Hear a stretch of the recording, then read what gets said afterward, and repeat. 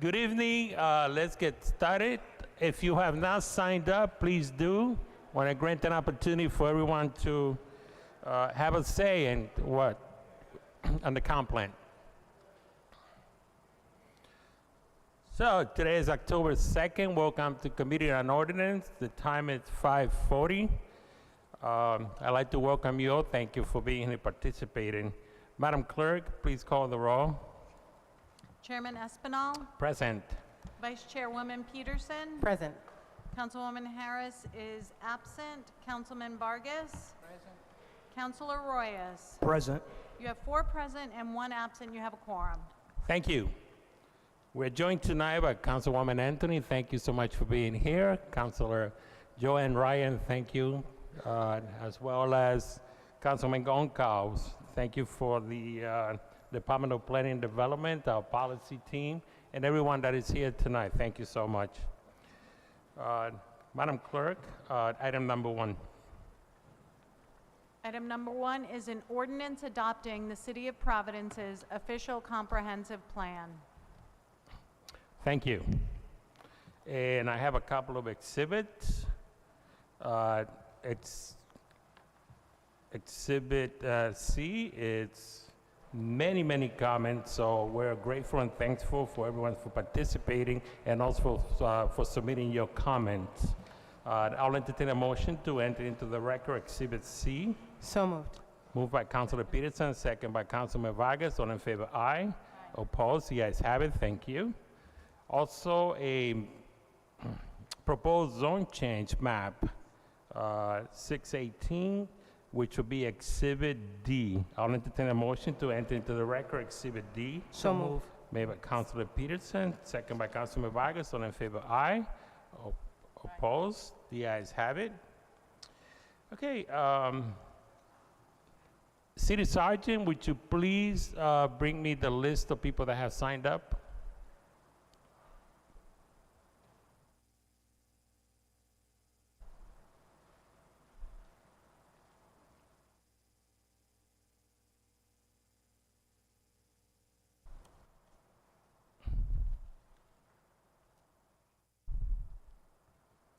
Thank you.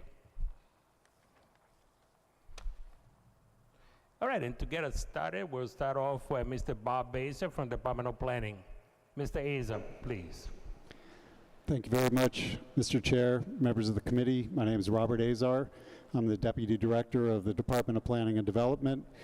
And I just wanted to briefly start off by saying that since the last session of this public hearing, we've had a lot of very fruitful conversations with members of the public, with members of the council, and we feel that we're in a very good place. We expect to have, working with council staff, some text amendments to present to you at the next session of this public hearing. But tonight, we simply wanted to bring your attention to the exhibit that we presented to you. You have it. There are a handful of copies here. There's a map, and then there's a property list. These are properties that, in discussion, we are presenting to you for amendment to the proposed zoning map. And I can briefly walk through these amendments, and I'll go in order of ward. There's one property in Ward 1 on Ives Street, which is directly adjacent to a commercial zone. The proposal is to make that commercial. 189 Cole Avenue in Ward 2 is a small commercial property that's currently zoned C1. Proposal is to make that R3 so that the small-scale neighborhood commercial establishment can continue, but that it would not be allowed to be a large building. There are a number of properties in Ward 5 where there's a considerable amount of R2. Much of that R2 is still proposed to be zoned to R3, but there are some areas that, in discussion with the councilwoman, they are predominantly single family, so the proposal is to make those R1, single family zoning. And then in Ward 7, there are a few properties that are directly adjacent to a commercial property that are in the residential zone. We propose to put those into the commercial zone. And by the way, each one of these has either come to us at the request of or with the consent of the councilperson for the ward. In Ward 8, there are properties along Benedict Street and Buffalo Court. These are all in the same region. This is area right up against Route 10 west of Cranston Street, and the proposal is to upzone those to R4. In Ward 11, there are two pieces of property that have been identified by a nonprofit housing developer. They would like to build higher density residential than would be permitted in the R3 zone. They would also like to have a modicum of non-residential. So we're proposing R3 for those on Public Street. On Branch Avenue, there is a larger piece of property where the developer would like to build multifamily, and with the consent of the council person, the proposal is to rezone that to R4 as opposed to R3. And then finally, there are two parcels in Ward 15, one on DeSoto Street that has a long-standing commercial industrial use that should be zoned as such, and then a parcel on Delane Street where the owner wishes to develop higher density housing. So for both of those properties, we are showing a slight upzoning. So that constitutes the all of the map changes. If there's anything that comes in between now and next week, we'll be back to talk to you about those, but those are the ones that we have vetted, and again, with the concurrence of the council person, and also our analysis of how it fits into the overall scheme of the comprehensive plan, we're supportive of these changes. And just briefly, there are a number of other things that we've been talking about. We've got a list of things that we're in ongoing conversation about with council staff, and we expect to have a fuller report for you next week. Thank you, Mr. Azar. Any question from the committee members for Mr. Azar in regards to these changes? If not, I would like to offer an opportunity to Councilor Ryan, since this is the most of the changes are in her ward. If you would like to say a few words, Councilwoman, you're more than welcome. Thank you very much, Mr. Chairman. I think Bob Azar expressed my comments on generally on the properties that are identified in this change request. Most of them, many of them are in our condominiums that are townhouse condominiums. I have another set of condominiums in my ward that are in R1, so it made no sense to convert these to R3. That was the primary thing that caught my attention, as well as my constituents. The other properties are single-family homes in a section that are all single-family homes. Other than that, I applaud the work of the planning department. They came out, made a presentation at my community library and informed my neighbors and collected input from my neighbors. So I support the process. I support the effort. I would just like these changes to be made. Thank you so much. Thank you.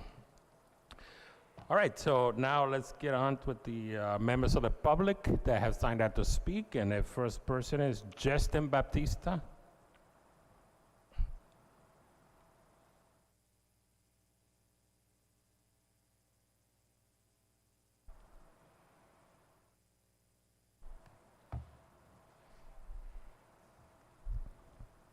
Name and address for the record, please. Justin Baptista, 34 Hilltop Ave. Thank you. You have 2 minutes. All right. This time, I'm not going to talk about character. I am not going to talk about charm. I'm going to talk about fairness. Upzoning changes in the comprehensive plan are not fair to all Providence residents. And when I say all, I don't just mean homeowners. I also mean renters and the homeless, especially the homeless. I am a renter. I am for affordable housing, but affordable housing of a less vague and more extensive percentage than what would be the result of the extent of the comprehensive plan. Just a moment. Sure.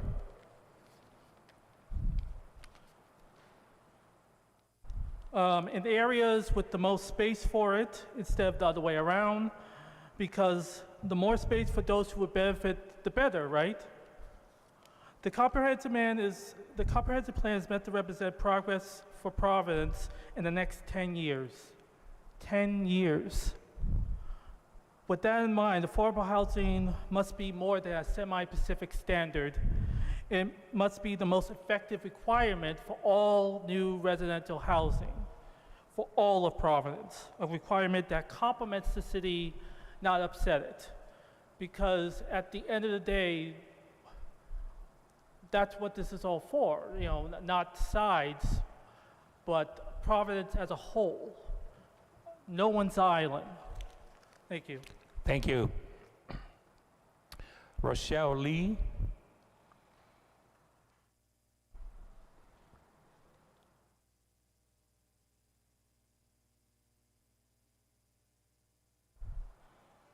Greetings. My name is Rochelle Lee, and I yield my time to Grant Delgarian. Thank you. Mr. Grant Dugarian.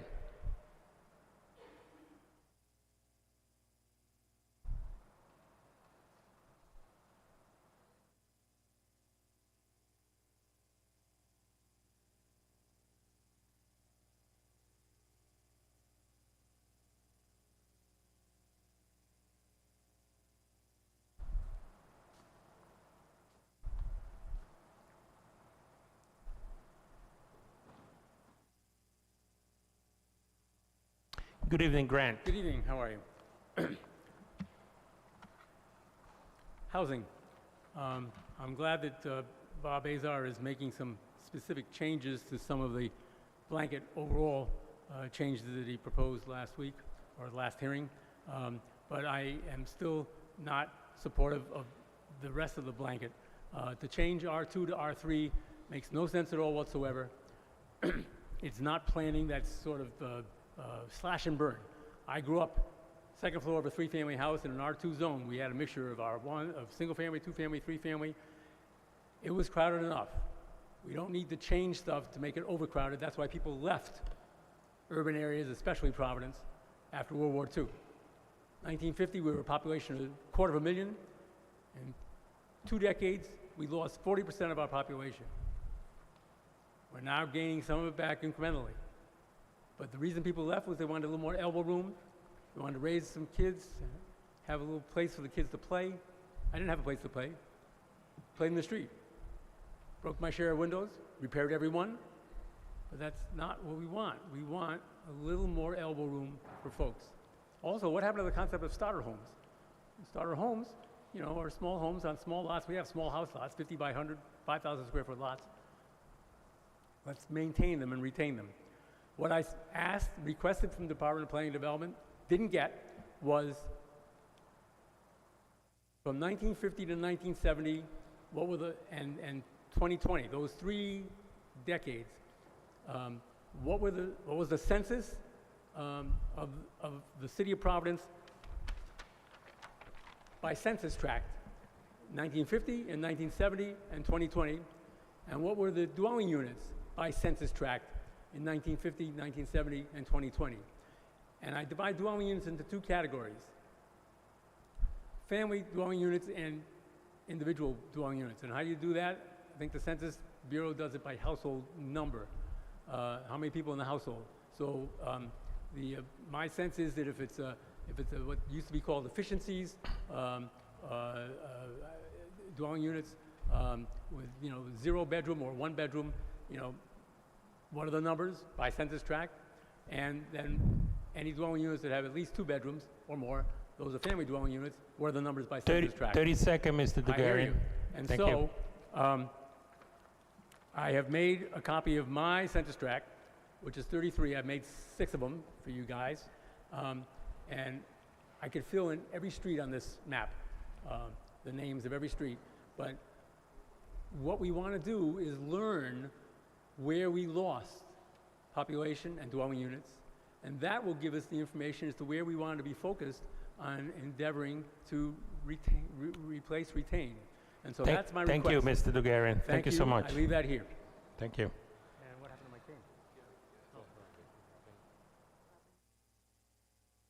my cane? Robin Barraras.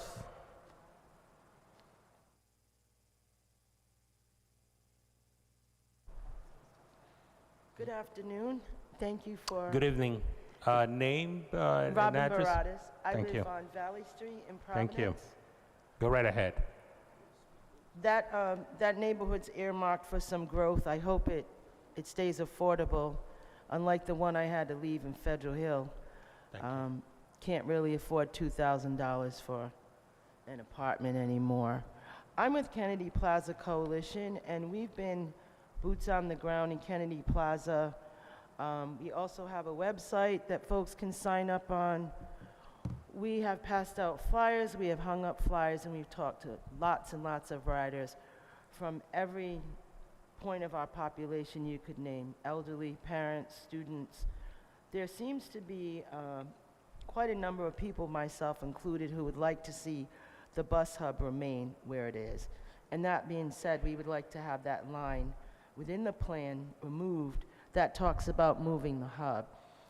RIPTA seems to think that a world-class bus hub or 2 would be the way to go. But just because something looks better doesn't mean it is better.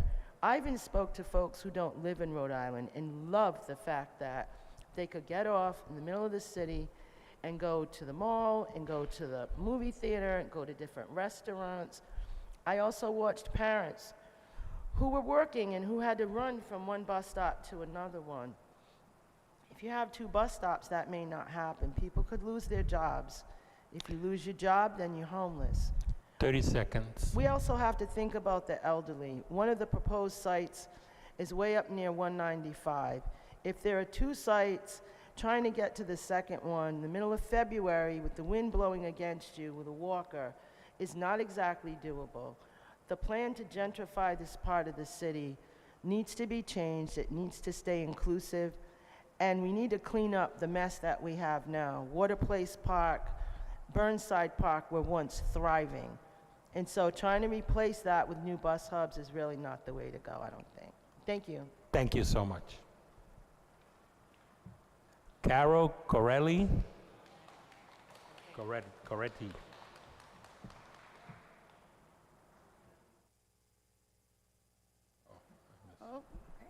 Hi, my name is Carol Coretti. I live in the North End. Good evening. Thank you.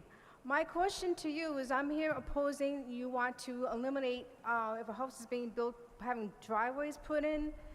My question to all of you is, where are these cars going to go in the first place? How is a fire truck going to get down there? How is an ambulance going to get down there? How is a garbage truck going to get down if you got cars on both sides? Just last week, I saw a garbage truck hit a fire hydrant because he couldn't make the turn. There were too many cars. So I want to know, what is your plan? Why are you doing this? What is the purpose for this? It's not to benefit the homeowners. It's not to benefit the citizens of the North End. Who is benefiting from this? It's the contractors, in my opinion. The builders, thank you. It's the builders who are profiting from this. It's not the person who's building the house. Most of these properties are built by contractors, and they sell them. So I was told that, oh, the owner of the house can decide to put a driveway in. That's not going to happen. It's being built by contractors, not by people like you and I. So my question to you is, what is going to happen? How is a fire truck going to get down? How is a snow plow? Last year with the snow, the streets of North End are horrible. Mr. Rose can attest to that because he's getting constant calls saying the street's not plowed because there's cars on both sides. And now you're letting more cars come in? I mean, this isn't the 50s and 60s where one person owns a car. If there were 6 adults, there's going to be 6 cars. If you have 3 floors, that's 12 cars. Where are they going to go? Can you answer me? Well, my answer is that this is a proposal, and we are affording everyone an opportunity to be heard. And you're doing that tonight, and you're doing it very well. Your comments are noted. Thank you for We your will time. take that into consideration. And I hope you consider us, Absolutely. people of the North End. Thank you. Thank you. Randall Rose.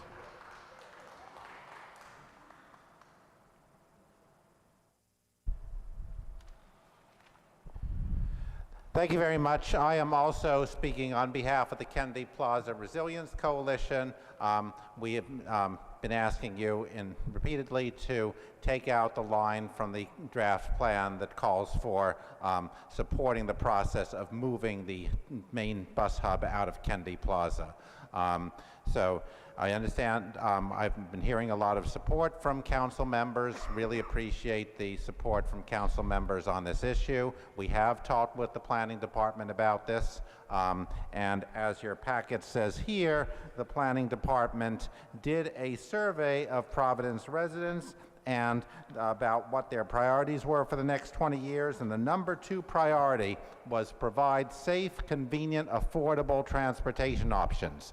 But as you've just heard, if you move the hub out of Kennedy Plaza, it's not going to be a place where people want to go. That hub is in the center of downtown for a reason. Most of the bus riders who take the bus into Kennedy Plaza have a destination there. They are not there to change buses. It's in Kennedy Plaza because the area around the Kennedy Plaza has the biggest concentration of desired destinations for bus riders in the whole state. So if you move that hub somewhere else, people are going to have to take 2 trips instead of 1. It's not going to be convenient, and it's going to be a huge expense for RIPTA and cut into RIPTA's budget. And it's really going to be very damaging. I don't know any transit advocates who is thrilled with this idea of moving the bus hub out of Kennedy Plaza. And even the people in RIPTA do not like the idea. It was pushed on them by state leadership. So you passed a resolution unanimously on May 16th criticizing RIPTA's process, calling for a process that was more transparent and open to riders, and emphasizing the importance of having the bus hub in Kennedy Plaza, and RIPTA just ignored it. They have not improved their process at all. They have not been listening to riders on this issue. And the line that was in that draft comprehensive plan said support RIPTA's process. That's a process that involves defying the City Council resolution, so that line really needs to be taken out of the draft plan, which is in the mobility chapter, strategy M1, objective N, that single sentence. 30 seconds, Okay. Randall. Yes, thank you. So we really appreciate the City Council's support, and there's lots more to do to improve Kennedy Plaza, even though it's mostly under RIPTA's jurisdiction. The City Council can play a role, and we hope City Councilors will stand up for bus riders going forward. The City of Providence has a high concentration of people who use public transportation, and they really appreciate their City Council standing up for them on this issue. Thank you. Thank you.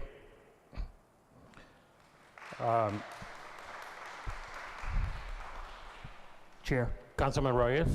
Thank you, Chair. I just want to make a statement and take some action here. I just want to first thank the Kennedy Plaza Coalition and the transit riders for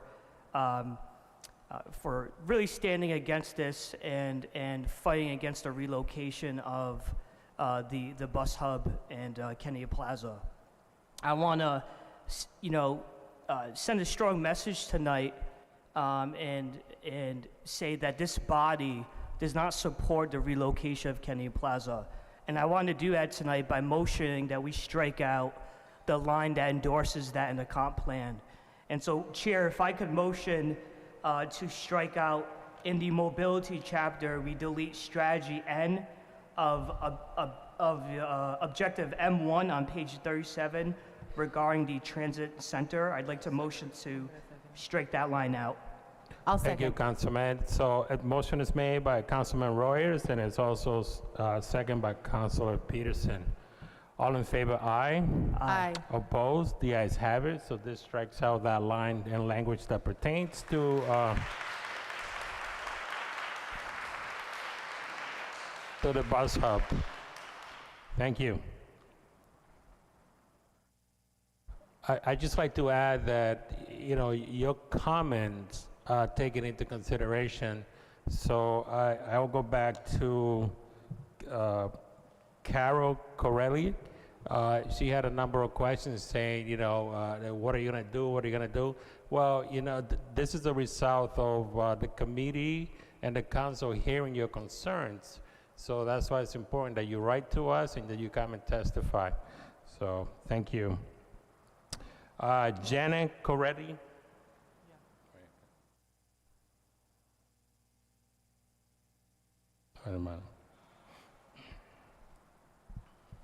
Good evening. Good evening. Janet Coretti from the north end of Providence. I'm Okay. here to speak also about the problem with parking. I believe that I heard someone say that in Boston, this works fine. You can park on the street and there's no problem. But in the city of Providence, there's lots of narrow streets, very narrow streets. You're lucky if you can get 2 cars past. If somebody's parked, you can't. So you have to wait, you have to make sure you pull over and let somebody go by. So if somebody was to, if you were to allow more parking because there is no driveways, and you allow that to happen where the builder doesn't need to put in driveways for these bigger houses, then we're going to have a serious problem. And we have seen it in the North End because of the situation where school buses can't go down streets. They have to honk their horns. They actually get out of the bus and ring doorbells. I've helped them because they can't get by to bring the kids to school. So I think it's not very thoughtful, and I think you need to really think this through. It's just not feasible in Providence. Thank you. Thank you. Sharon Steele.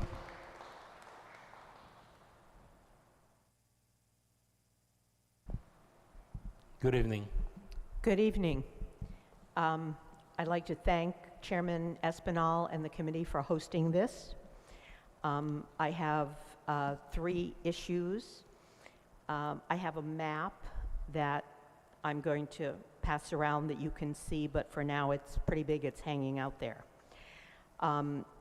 It's a neighborhood map that the city and media have routinely used for the last 25 years. The JDA has been in existence for 27 years. I'm the president of the Jewelry District Association, and we've been around for quite a while, as recognized by the Secretary of State and others.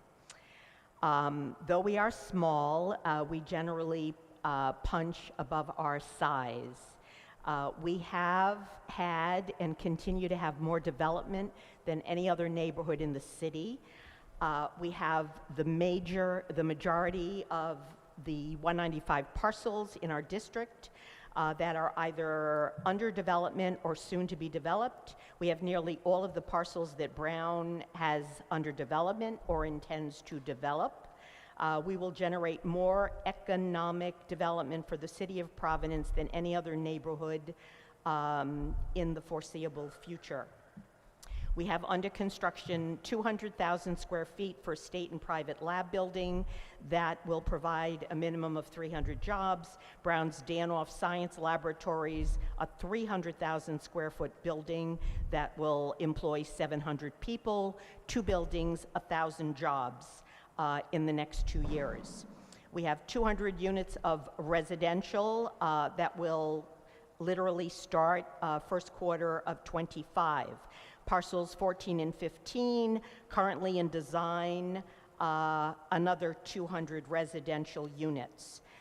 We have literally another 200-unit residential building that is literally soon to happen on parcel 2. Last week, parcel 5 presented 9 proposals for a very large building for residential use. So all that is to say that we have spoken for a very long time about our request to redraw the map and to literally show that the Jewelry District is not downtown. We are different. We don't have any houses, and we haven't for, let's go back to 1900. 30 seconds, Sharon. We are unlike any other neighborhood, and so I think it's time to stop talking. I'm going to mention 2 other quick things. Okay. We are recommending a design committee that will be comprised of neighborhood leaders as well as experts in design, since we have lost most of our institutional knowledge. And with respect to Airbnbs, we do not think that apartment building owners and managers ought to be able to rent an apartment literally and get 4 or 5 times the monthly rent when we are supposed to be saying that we propose permanent housing. Thank you. Thank you, Sharon. Ramsey Lacqua.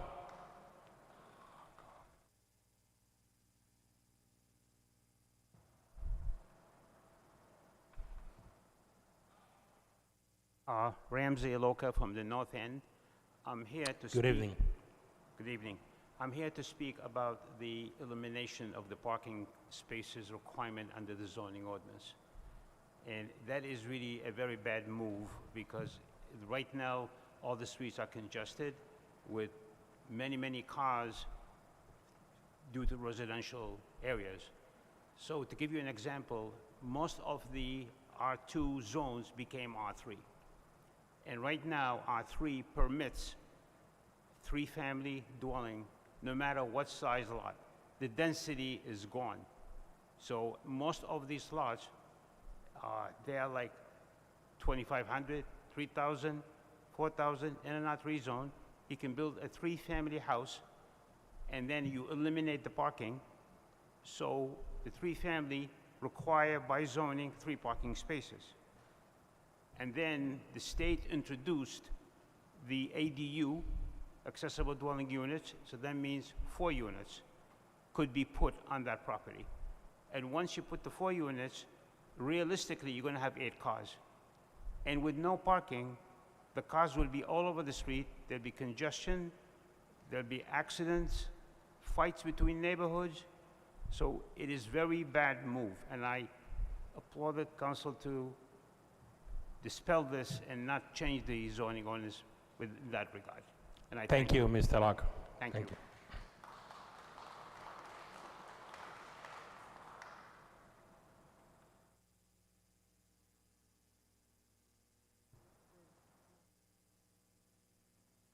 Liz Moran.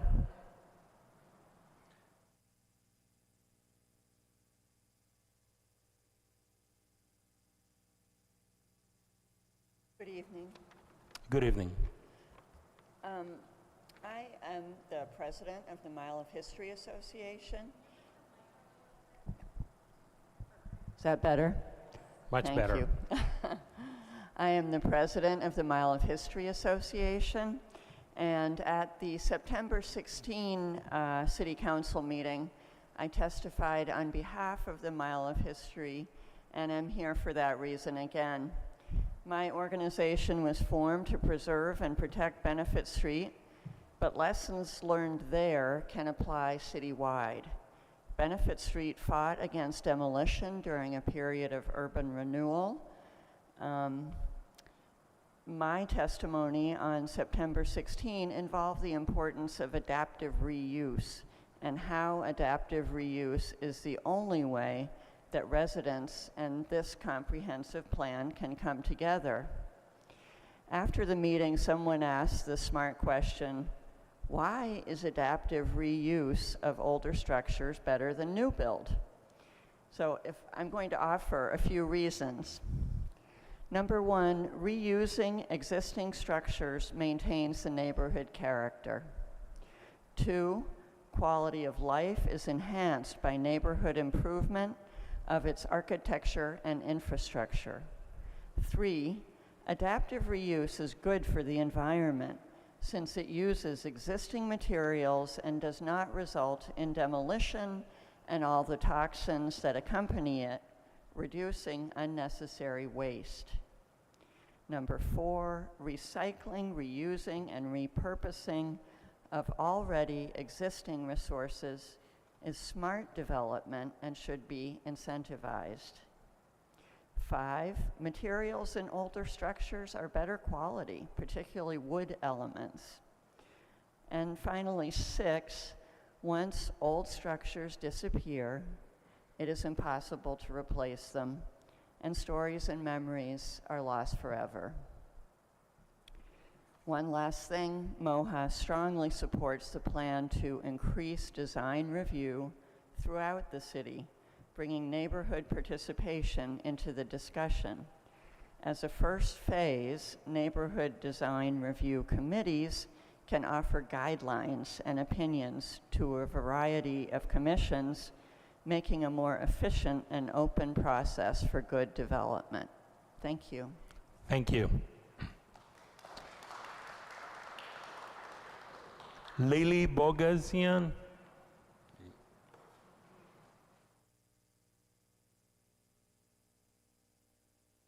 Sorry if I mispronounced your last name. Bogosian. Bogosian. That's fine.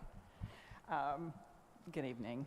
Good evening. I am the president of the Fox Point Neighborhood Association, and a couple of people have already mentioned things I was going to talk about, so I'm going to focus strictly on one large issue that has come up in Fox Point, which is Wickenden Street. And that is because we support large buildings being built in Providence. But what we'd like you to look at are streets that can accommodate those buildings. And it's the feeling that because there's so much real estate going on, being built, new units on Gano Street, and because there are another thousands of units being built at the other end of Wickenden Street by the I-95 Commission, and both of those, some of those have very good projects, but they are thousands when you add them up. In between where those I-95 exits are is Wickenden Street.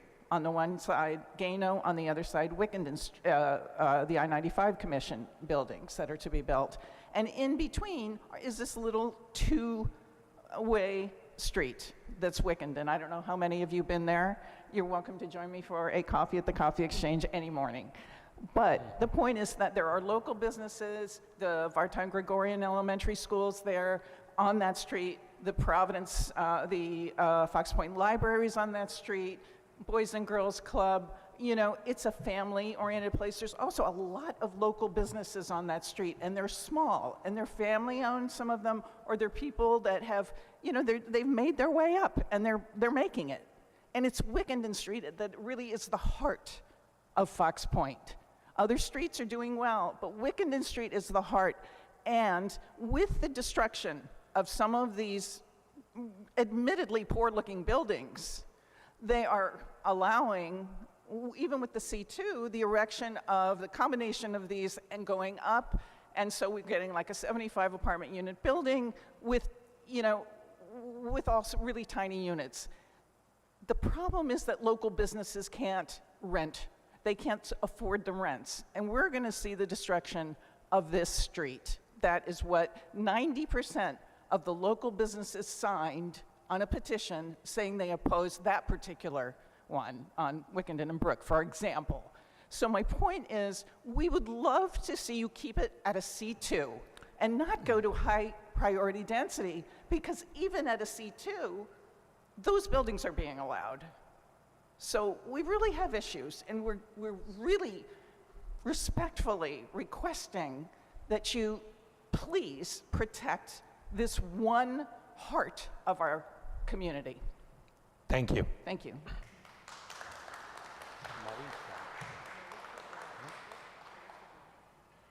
Marisa Brown.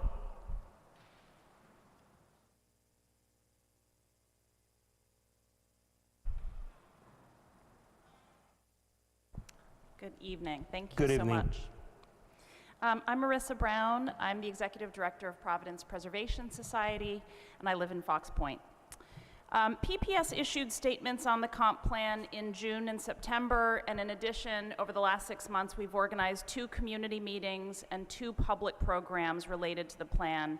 We thought that it was important to invite people, planners from other cities, to Providence on Zoom and in person to share the way that they are approaching plans when they are informed by and sort of guided by values of equity.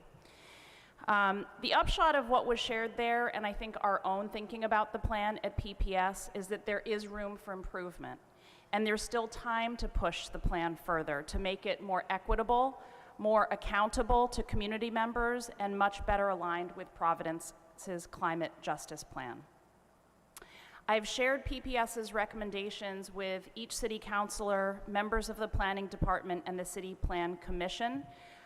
I believe that the amendments we are recommending are reasonable. Many of them have been put in place in other cities. Our statements are very specific about what we would like to see. They're posted on PPS's website in full. I also think many people would be surprised by how much in them does not actually or does not relate to the way people think of as preservation. Some of our recommendations do, but some of them are much broader. For example, we are for strategic upzoning. We are for the elimination of parking minimums because we see these changes as central to livable and denser cities. So I'm going to make 4 points very quickly that were summarized in our statement. Number 1, this is about how the plan defines historic districts and some of the proposed upzoning with regard to a very few nationally recognized historic districts. We recommend that the comp plan's definition of historic districts include nationally recognized historic districts and landmarks. That would only change that would sort of add about, what is currently about 7% of the city's buildings and make it about 12%. It's not a lot of buildings. Secondly, we're worried about the upzoning from R3 to R4 in a few nationally recognized historic districts.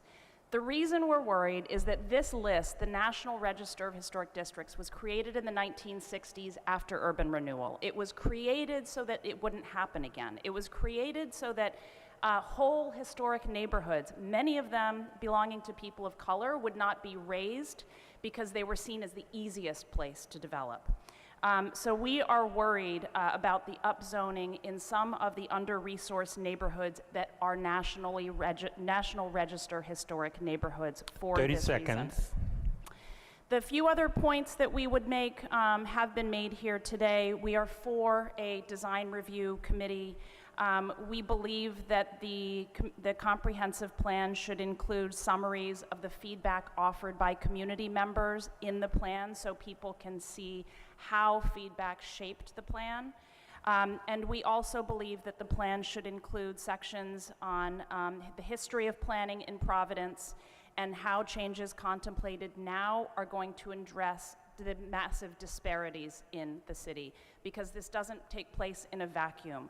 The city is not an equal playing field. It is loaded with inequity, and that's where this process starts, and it needs to acknowledge that history before we can move ahead. So those are the main points of our plan, and I hope we will see them as the plan evolves over the next few weeks. Thank you for your attention. Thank you.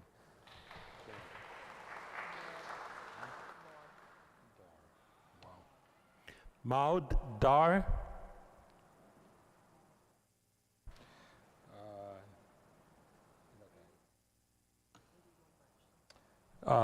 which is 81 Lodge Street. Okay, so Jennifer Brown.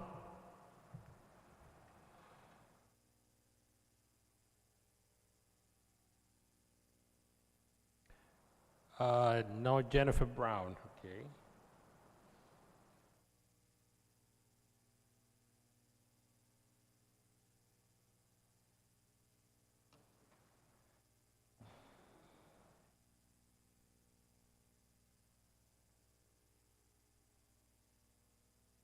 I have 80, I cannot pronounce the name. You know, whenever you signed up, please try to spell your name. This is more like a signature. So, but it's from Windmill Street in Providence.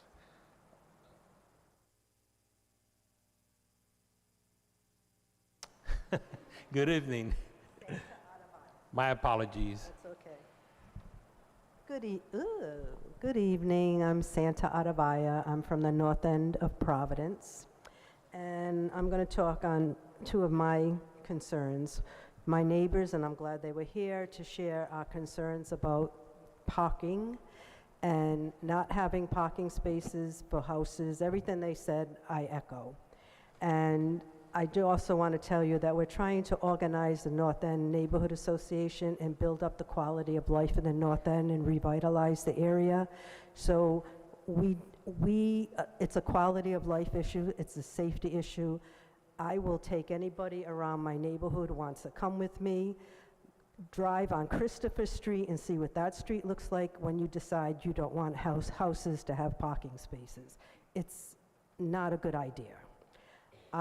This week at work, I talked to various people I work with, parents, and I'll say, oh, I'm going to the city council meeting to speak on, they want to build houses and not have any parking spaces. And I get the same look from whoever I speak to, and they're like, huh? That doesn't make sense. Those are the regular people out there, everyone I've spoken to. So please reconsider that portion of the band. I made many notes. Density.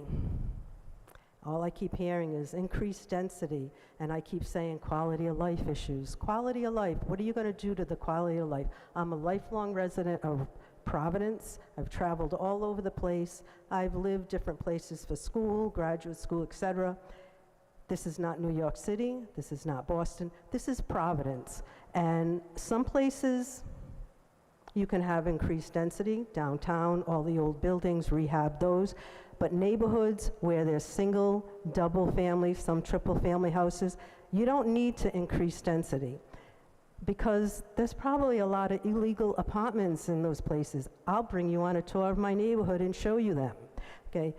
We have increased density. Please don't think that's the great thing to do, a blanket great thing to do, okay? One size doesn't fit all. So whatever you decide to do, please listen to my neighbors and other people. In certain places, you can increase density where it makes sense. In certain places, if you have a building and they're all apartments and people choose to live there and don't have cars, great, that makes sense. But again, you can't walk out of the street, out of your house here, walk down to the corner and hop on a subway or take a bus. We don't have that kind of transit system in Rhode Island. 30 seconds, Santa. Thank you. Mixed use, I was looking at your plan, the papers you have. Mixed use is great. Charles Street, everything they build on Charles Street are homes. That should have all been mixed use. So these things don't always make sense to me. So those are some of my comments, and thank you for your time. Thank you so much. You're welcome. Stephen Alquist. Chair. Pardon me, Councilor Royas. Chair, I just want to make a statement. I want to get out my soapbox here, but I just want to thank the residents of Ward 4 for coming out and civically, engaging in civic participation here. And in my last monthly meeting, which was last week, I had let them know about this important meeting, and many of them came out today. So I just want to thank you. It's an honor to be your counselor, and I just want to put this out into the universe. moving forward, the North End will no longer be neglected. We're going to show up. We're going to organize, mobilize, show up to committees, and we're going to get involved in our government, and the North End will be represented in Providence. Thank you all for coming. Thank you, Councilman. Stephen Alquist, please. Thank you. I was at the meeting for the Provport Master Plan last week, and one of the things, and I knew this, but one of the things that could be learned there was that Provport has agreed to not develop any new fossil fuel infrastructure within the area of the port that it controls. However, this does not apply to the port writ large. Anything that the Provport, any part of the port or the Allens Avenue area there that Provport doesn't control is open to expansion of fossil fuels and other dirty industries. And the comprehensive plan doesn't say anything about this, and it could. You could extend that ban on fossil fuel development throughout Provport, through that entire area. You could also expand it to the rest of Providence, where we really don't need it anymore. And I made this point last time, and I made the case that maybe we can start thinking about no new fossil fuel development in Providence and be an early adopter of this. It's going to happen within the next 10 years anyway. We can be ahead of this. We can start to really develop the port. The port proper, Provport, has sworn it off. They've already done the work. They've started the process. So they want to develop clean, new energy, and they don't want to be polluting anymore. I think Rhode Island or Providence should set the path on doing this, and it's a necessary thing to do. And so I don't know if you have a thing ready to go and you want to strike it out of the plan tonight, but No. It would be a really great idea to get on top of that and maybe do that. So thank you very much. Thank you, Stephen. Mark Carson.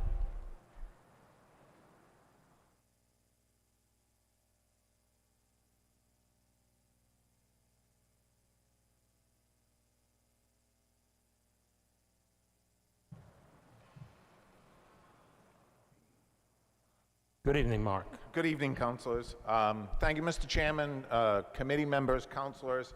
My name is Mark Carlson, and I'm here to advocate for the businesses, nonprofits, and artists of the historic Atlantic Mills, some of whom are here tonight.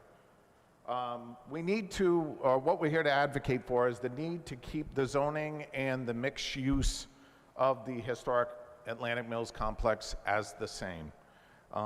It has a current landmark status as a Rhode Island historical place and a national, a U.S. historic register. My apologies, I'm not a speaker.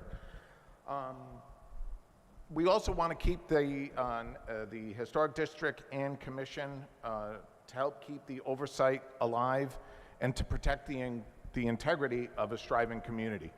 A community that includes a flea market, 2 furniture stores, 2 wholesalers, a famous puppeteer, woodworkers, artists, an antique shop, and a metal worker who's going to be displaying her wares on a national program on HGTV on October 28th. We also have a woman that does etiquette classes, beautiful music's made there.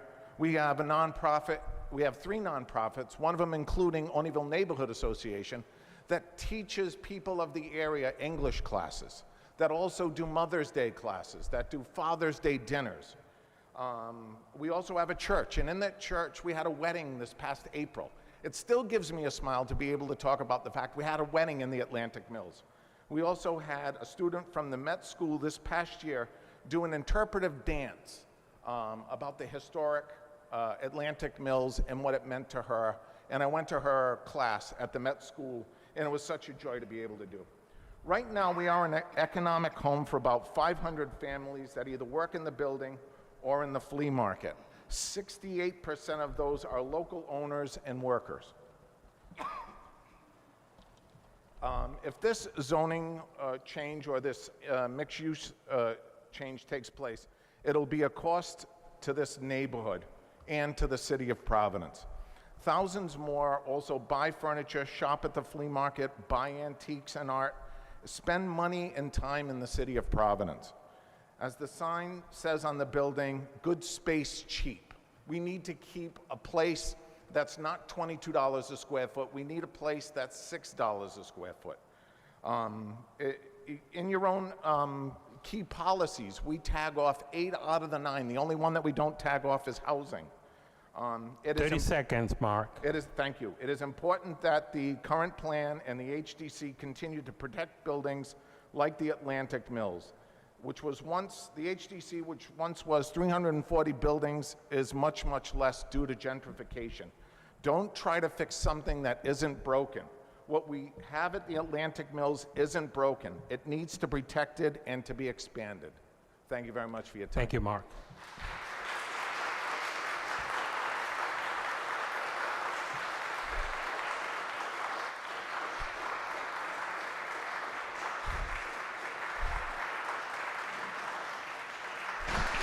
Well, that's wonderful.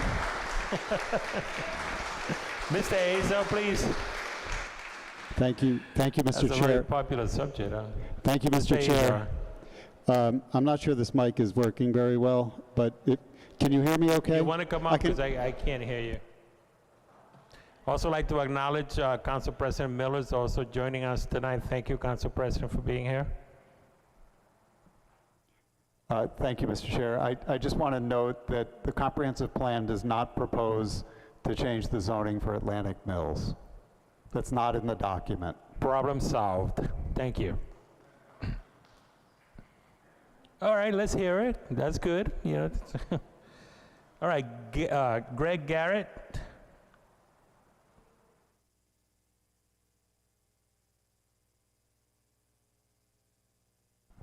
Good evening, members of the council. I'm Greg Garrett. I live on 6th Street. I'm not going to talk about any of the things that anybody else has talked about today. The real problem with this document is it's not visionary enough. We are in an incredibly dangerous time. Look at what happened in North Carolina this week, in Florida. We have to do much better on climate. Much better. And so when all these people start talking to me about we need more parking, we need to get rid of cars. And that's something that if you're a visionary, if you're doing a comprehensive plan, 10 years from now, cars are going to be on their way out. Let's plan for that. You know, keep the hub in Kennedy Plaza for the buses and get rid of the cars. It'd be much better. The thing I'm mostly interested in is we have these industrial zones. And we need industry of various kinds. We need the industry to be a lot cleaner than it is now. One of the things is because of our oldness as a city, our communities live right next to our factory districts, and sometimes in the middle of them. And so what we have to do is make sure that everything being built in Providence is cleaner than the air that we breathe now. You know, every bit of factory, everything we do in this city has to make things cleaner.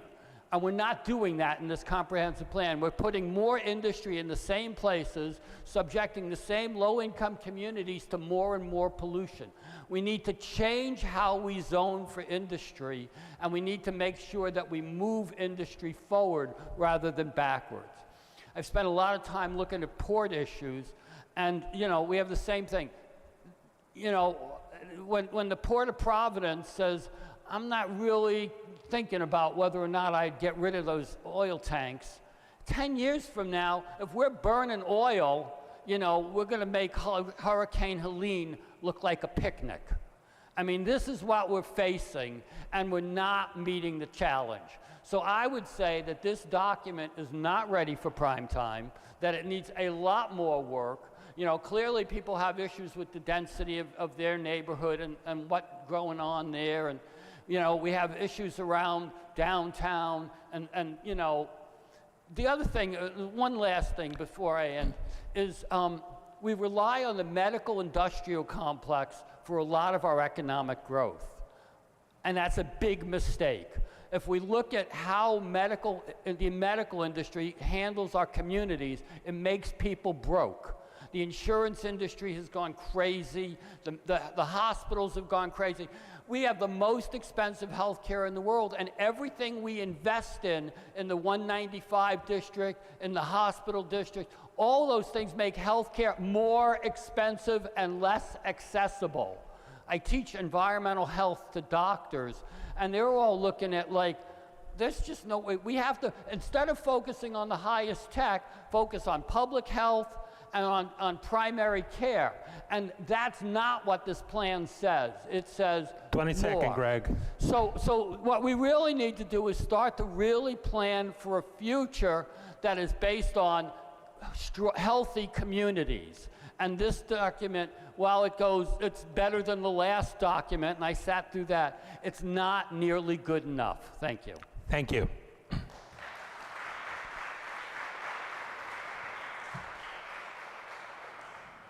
Richard Stang.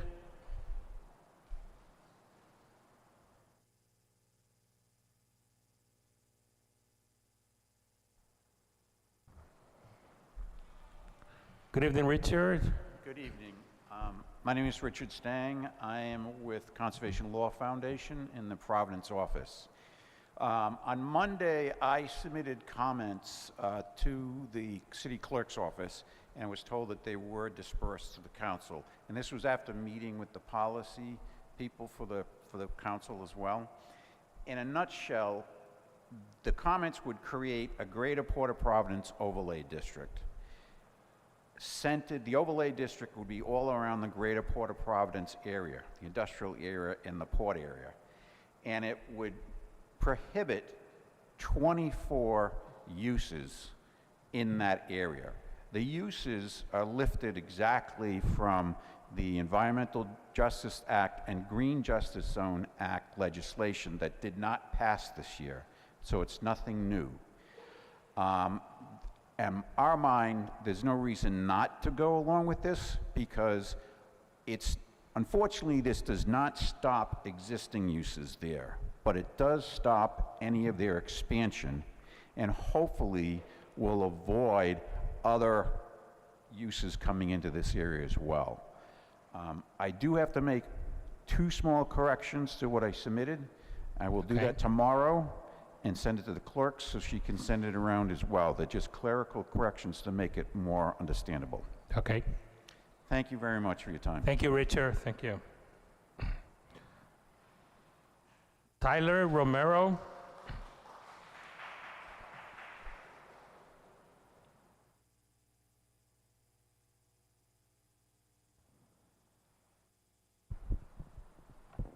Good evening.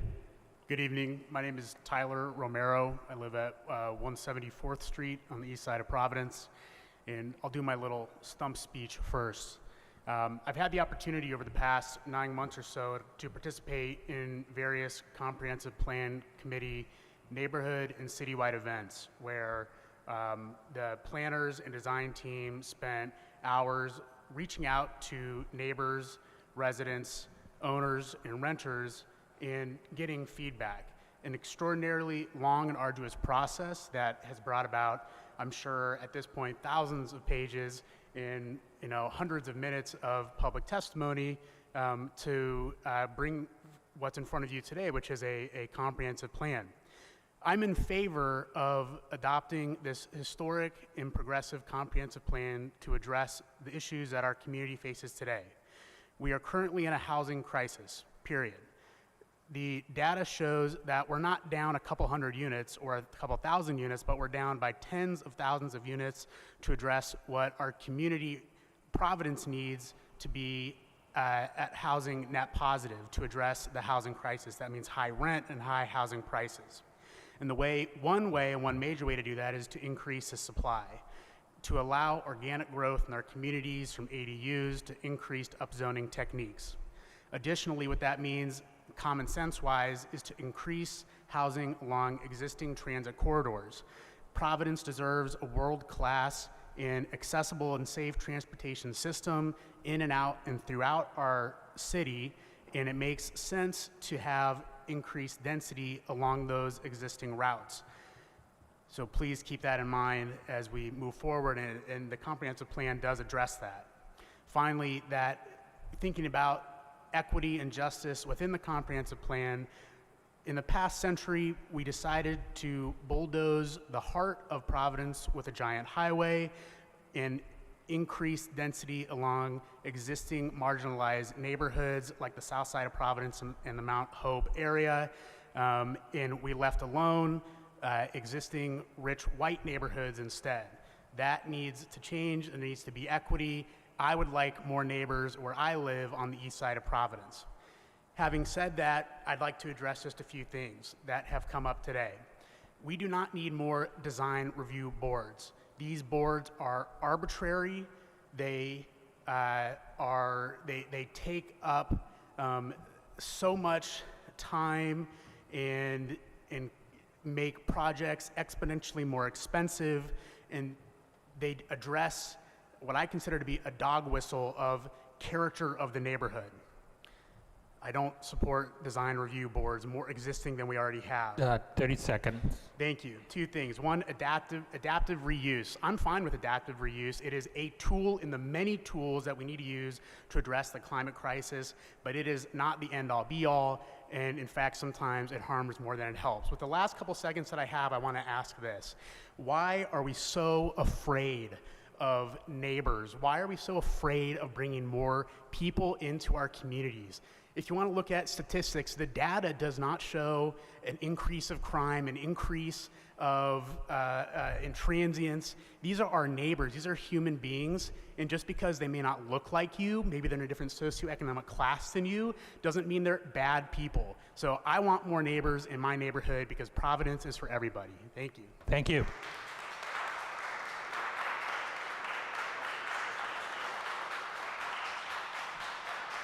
Derek Miller. Derek Miller.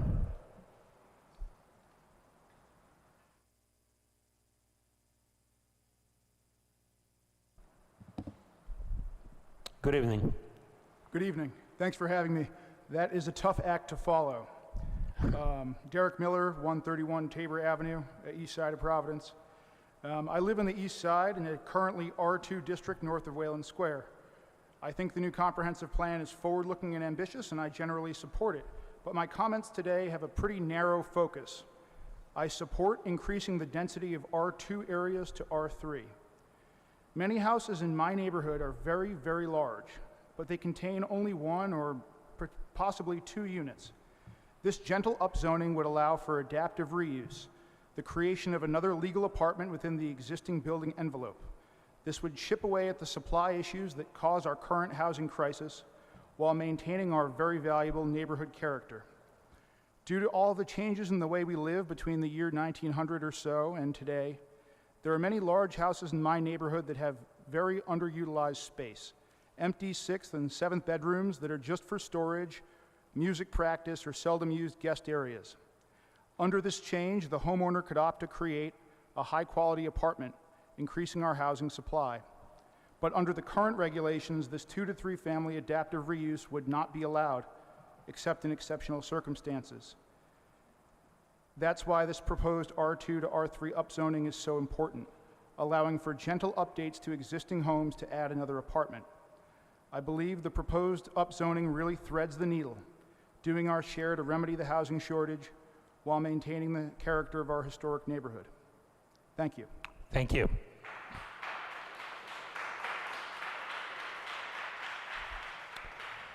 Linda Perry. Lydia, coming up.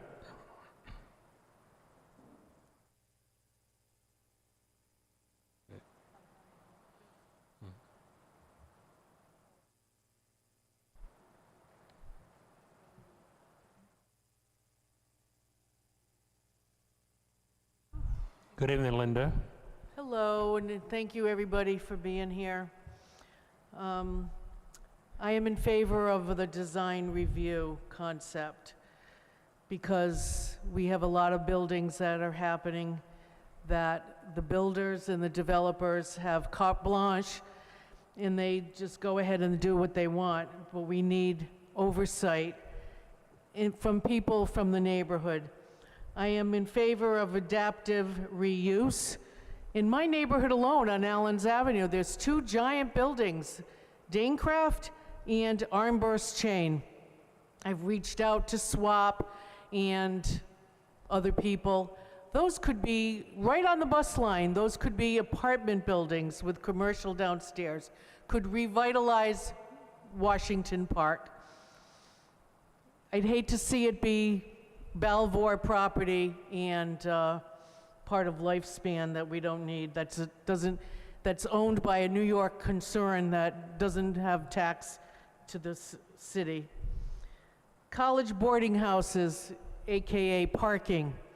In my neighborhood in South Providence, people get shot for parking and not being able to pass. That is not a lie. That is not fiction. That is the truth. That happened in my neighborhood less than 2 years ago. So I really sympathize with the people of the North End, totally sympathize with the people that can't get their cars in and out, and their garbage cans get blocked by parked cars, and then we have rats, and there's a lot of unforeseen consequences from that. The port, well, I live in the shadows of the port. There's no climate justice at the port, and we are in the midst of a major change on Allens Avenue relative to the port, and I support the words of Conservation Law Foundation entirely. And lastly, we are a city of residents and constituents. We are a city of residents, whether we own or rent or whatever, or commute. We're not a city of developers and lawyers. Thank you, Linda. Thank you.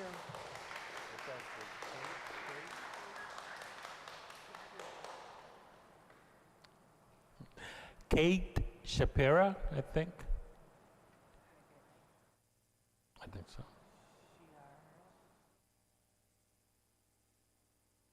Good evening. Good evening. I have a few points I want to raise about this plan, which overall I like. I'm in favor of upzoning for density to build new housing. The plan correctly identifies a housing shortage across the board, particularly at middle income price points and below. I also want to note that climate change means that more people are likely to come to and through Providence as their homes become uninhabitable. Preparing a place for them will help to maintain stability. But also, combined with new housing and housing density, we need rent stabilization.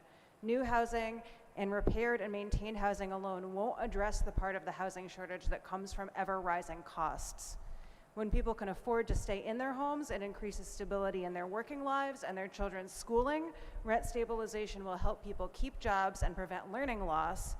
And if people who work in Providence can afford to live in Providence, that will also decrease car traffic, wear and tear on our roads and bridges, and air pollution. Finally, rent stabilization can help prevent the cost of development incentives landing on renters. I also want to speak up a little bit from a personal point of view for supportive housing, because I have many people I love who really need it. I want to echo those who are calling for the phasing out of polluting port industries, including stranded assets, in favor of renewable energy generation and continuous green space and waterfront access and water remediation. That's only fair and just to the people who live there and have to breathe that air every single day. It also, acquiring and remediating industrial parcels allows the city to acquire land for some of its other land use goals without displacing residents. I also want to add those are my yeses. I want to add a quick no before I sit down. Thank you. You're welcome. I don't want an increased police presence, budget, or buildings, and I want an end to encampment raids and sweeps. As the city builds housing for all of the people who need it, let's make sure that we're not injuring the people who don't have it yet. Thank you. Thank you. Jose Comey.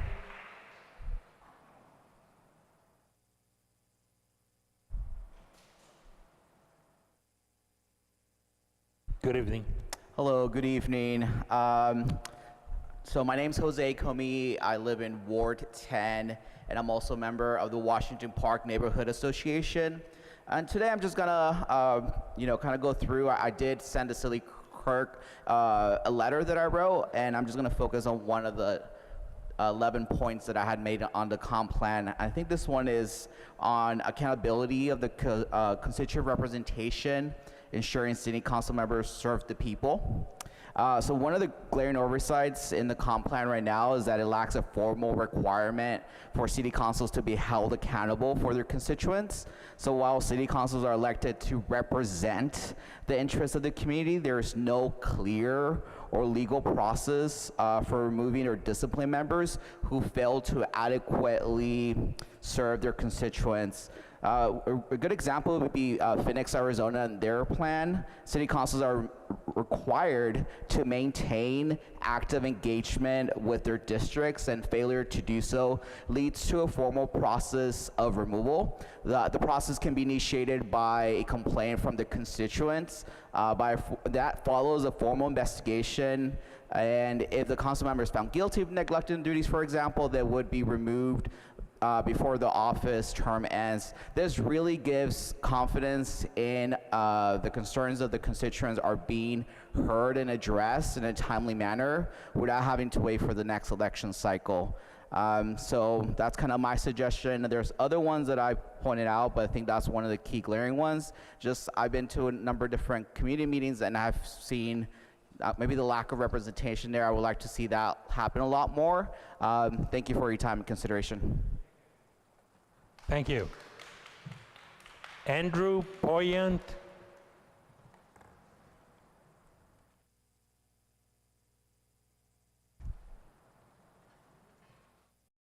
One of the words Greg used as visionary as well as intentional. I would like to see that this plan be both visionary and intentional. One thing that I've heard from a lot of people is everyone is struggling to afford to live here. I'd really want to make sure that affordability is a big part of it. Affordability for the people who live in Providence, and making sure that what we do is affordable for Providence residents. On my way here, I drove on Admiral Street and crossed more houses than I could count that had Strive posted on their housing. I would love to see something that addresses these handful of companies that are buying up all single-family and multifamily housing within our neighborhoods.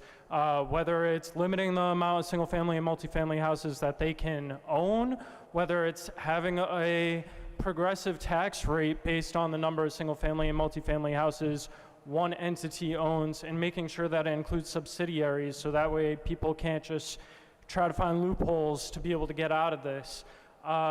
Tax stabilization agreements, which are just big tax breaks for really big developers. I'd want to make sure that we're intentional about those. Right now, they're not written in a way that actually helps the majority of the people that live in Providence. They're written for the developer. And I also want to see rent stabilization be passed, those, as well as pushing our universities to build more on-campus housing and increasing the taxes that they have to pay to us. That's a few things for housing. I really want to see a lot on environment and public health, putting an end to the expansion of fossil fuels, as well as explosive chemicals that are stored in bulk in the city of Providence. Univar has a 14-mile hazard radius that would destroy everywhere all the way up to Fall River if something were to happen.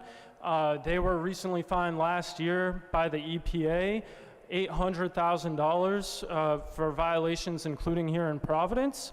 So they're in Provport. It would be great to see that their lease isn't renewed when it is next up. And there are many cities across the world that are increasing their green spaces, their trees and shade cover, which, as we have climate change, if cities have higher temperatures than the surrounding neighborhoods, it would decrease the temperature that we feel here. So even though it's getting hotter, it wouldn't make it that much hotter here. There's many ways to do this. I'd love to talk to any of you about it more. I know I have limited time. Sea level rise, I would also like to make sure that we're planning ahead for that and taking into account building code to make sure that we're not building in places, and if we are building in places, that we're doing it in ways that account for sea level rise. Thank you. Thank you, Andrew. That's it. All right, that concludes the list of people that have. Oh, I'm sorry. So City Sergeant, do we have another list?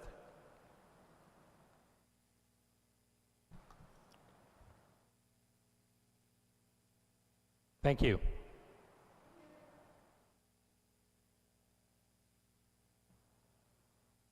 Okay, Cedric, yay.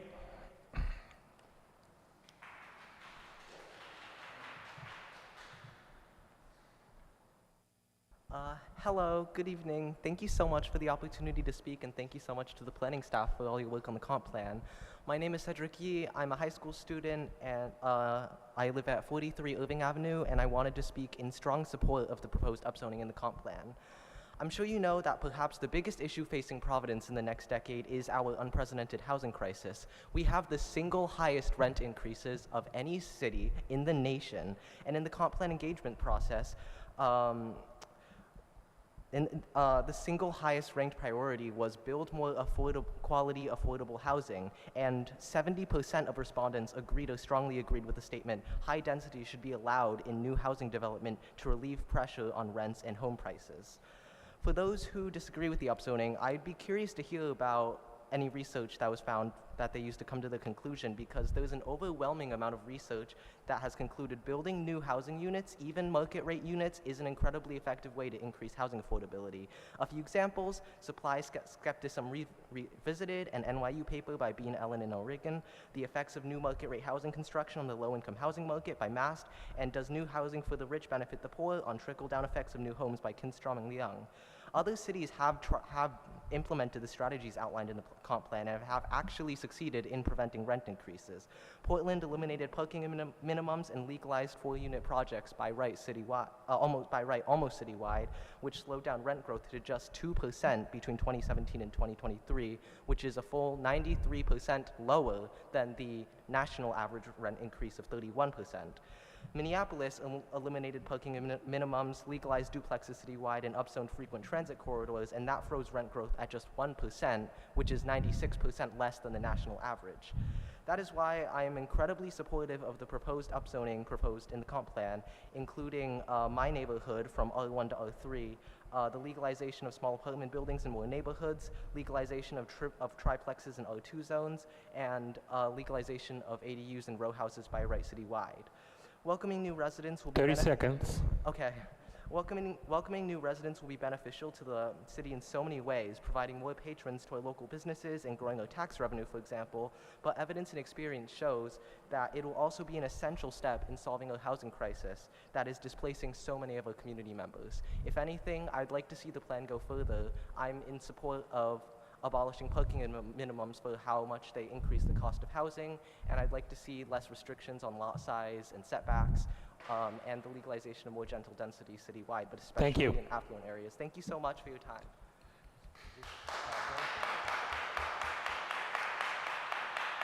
Feather Boyer. Feather Boyer. Okay. Will Tower.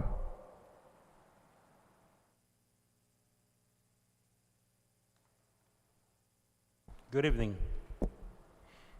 Good evening. My name is Will Tower. I live on the south side of Providence. I'd like to speak broadly in favor of 2 points tonight in the comprehensive plan. First, on the elimination of parking minimums. I think this is the correct thing to do, and imposing parking minimums imposes an undue burden on businesses which would be able to support themselves with less than the recommended minimum parking spaces. Point number 2, I want to speak broadly in favor of the upzoning that's happening around the city. As other people have echoed tonight, Providence is undergoing a, nation-leading housing crisis. We're nearly worse than the nation on this front, with rental increases and unaffordability of homes. Supply and demand works incredibly well here.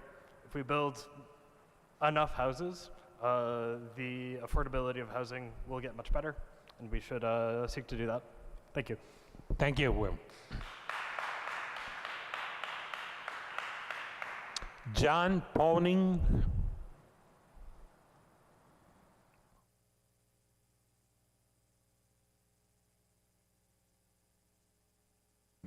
Good evening. Good evening. Hi. My name is John Pounding. I live in Fox Point. Just a little bit of background. I raised my kids here. I'm pretty upset about the outrageous cost of real estate in this city. It pretty much shuts them out of what's going on. But despite that, I have a lot of concerns about this plan. Also, being an engineer, everything I do is about looking at the pros and looking at the cons, and looking at like what risks there are, and doing risk assessment in terms of what, you know, when you approve something, what are the risks that you encounter. So ultimately, I ask, like, what are the positive and negative impacts of upzoning? What will improve? What will stay the same? And what will get worse? You know, okay, so we have more housing. Okay, so that just, you know, we have more, but then we have more people, more services required, more police, more people to educate, more traffic, more noise. And also, one thing I'm particularly concerned about is the ongoing strain of the existing residents who are going to experience and live through that transition. Will the city really meet the challenge? Is it meeting its current challenges? I'm really concerned about that, because is the city meeting its challenges? And we start upping everything. We raise the temperature on everything. That's going to have a big impact on how things go. If we upzone, will rents go down?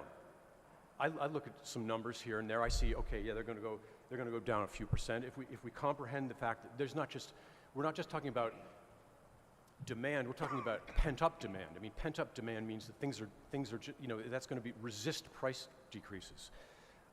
You know, and the other question is, who benefits from all this? You know, I begin to wonder, like, you know, developers, real estate developers, they're going to benefit from this, but I don't see the regular people benefiting from this. I heard one of the city planners say in a meeting recently that affordable housing will only be built if it's subsidized. And who's going to do that, and how much is going to be subsidized?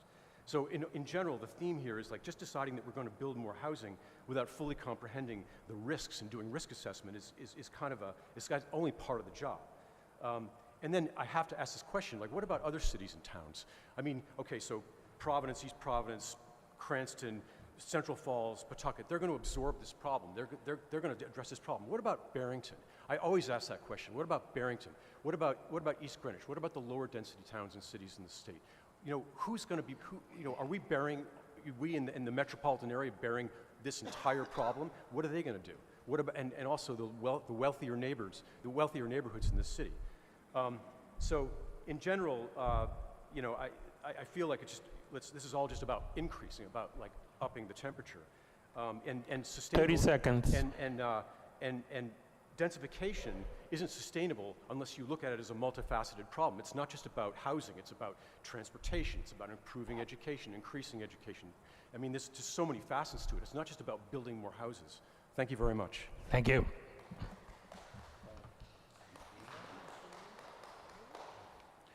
Azulina Green. Okay. Susan Costello.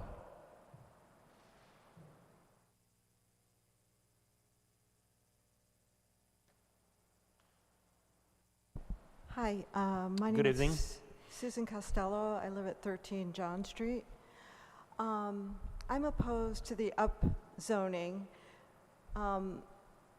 because of the loss of open space due to increased density. Where will the water go? James Street is a flood when there's a hard downpour of rain. We've already seen flooding over by One Citizens Plaza. Particularly after the last hurricane, it became frustratingly obvious that many of our man-made solutions failed and won't work. We need to ensure that we have enough open space across the city everywhere to absorb the water. Thank you. Thank you, Susan.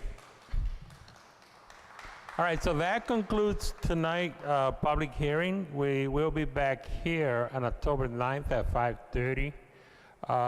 Your comments are noted, your letters are read. Thank you all for participating. Madam Clerk, being that there is no further. Exactly, so I will entertain a motion to continue to October 9th. So moved. So moved. Motion is made by Councilor Second. Vargas, second by Councilman Reyes, all in favor, aye. Aye. Opposed? The ayes have it. Okay, so, and being that there's no further business, I'll entertain a motion to adjourn. So moved. Motion is made.